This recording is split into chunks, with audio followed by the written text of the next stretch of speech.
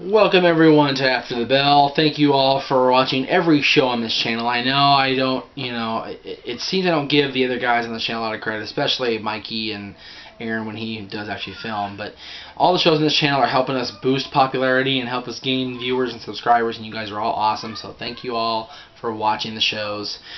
I sound a little more serious today because it's a very serious question that was brought to my attention on YouTube by Streetball Gumby. That's a very non-serious name, but it's a YouTube channel name. What do you want me to do? Seriously. I saw this. I want to thank JJ for sending me this question off the channel because it's the Renegade Wrestling's channel. He kind of filtered through and saw this, and it's a very interesting question that I'm sure has not been brought up in WWE locker rooms, but maybe it has. And I'd like to present it to you and ask what you guys think. This is the only question I'm going to do on this show, regardless if I go 5 or 20 minutes. This is it for today.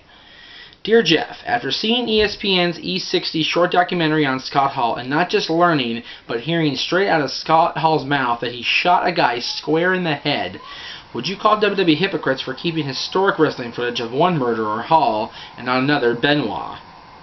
Personally, I feel like murder is murder, so WWE should either edit out Hall or put Benoit footage back in. And yes, Benoit had severe brain damage going into the double murder-suicide. Hall, on the other hand, was clean, maybe a little drunk.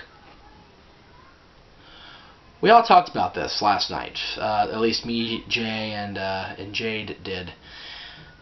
That's a very interesting thing to bring up. Scott Hall went on national television, essentially, and admitted to shooting somebody in the head. Now, generally speaking, when you shoot somebody in the head, they all kinds of dead. I haven't seen this yet. I wanted to watch this before I did this, but we had to get this out today. I wanted to make sure this was filmed and make sure my opinion was out there. Now, if Scott Hall said this, and this is true of what he said, then why, indeed, is he allowed to be in WWE archive footage and WWE Classics on Demand shows and things like that with pretty much a clean brain and of sound mind and body, with the exception of a little bit of alcohol in his system, as opposed to a guy who has been documented and tested that he had a brain of an 80-year-old Alzheimer's patient when he went doing what he did?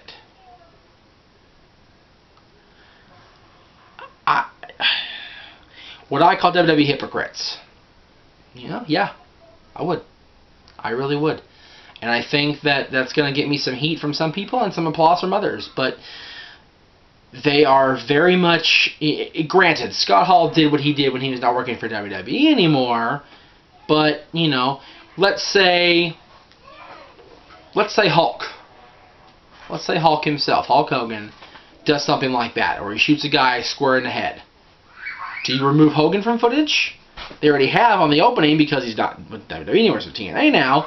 But do you take out everything on the website about Hulk Hogan? That's a lot of shit to remove, y'all. I'm on the WWE website almost all the time. I follow that website very closely and very distinctly because I want to keep up with WWE information if I can't watch the shows. They talk about Hulk all the time. That's a lot of shit to remove. Do they go back and edit out all the DVDs that Hogan's had, including the Hulk Hogan-driven DVDs, just not sell them anymore and make money? Seriously, what do you do in that case? What do you do? I met Scott in 2004 after the Turning Point pay-per-view at Universal Studios Orlando, Florida, at TGI Fridays, where they all hung out at the time. And Scott seemed like a pretty decent dude. He hadn't completely gone off the deep end yet. But for him to go on a nationally televised show and admit he shot somebody and have no repercussions except for going to rehab, at least he went to rehab and getting himself cleaned up. At least he's better than Amy Winehouse in that respect. Because he said yes, yes, yes. It is very hypocritical of WWE to not cancel one out, but cancel the other out. Benoit, for whatever he did those last 3 days of his life, whatever those journals to Eddie said, was still one of, if not the best technical wrestlers in the entire world. From the time he stepped foot in a Japanese and Mexican ring, or Japanese mainly, until he died. and for them to be, you know, so like, oh my God, he did this when he worked for us. Oh my God, we're gonna make it look so bad.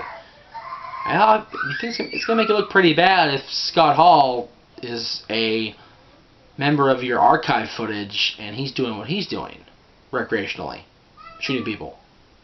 Just saying. What do you guys think? Do you guys think WWE's hypocritical? Streetball Agumby asks me, and I'm sure he thinks they are hypocritical. What do you guys out there think?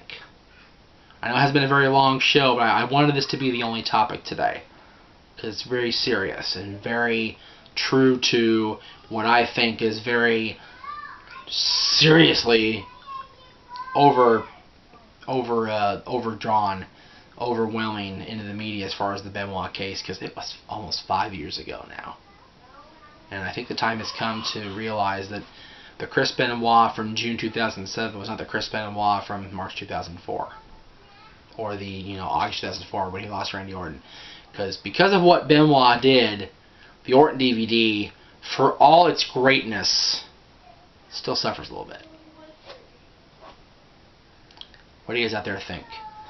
Hit me up on Facebook, tweet me, let me know on YouTube comments. We'll see you next time after the bell.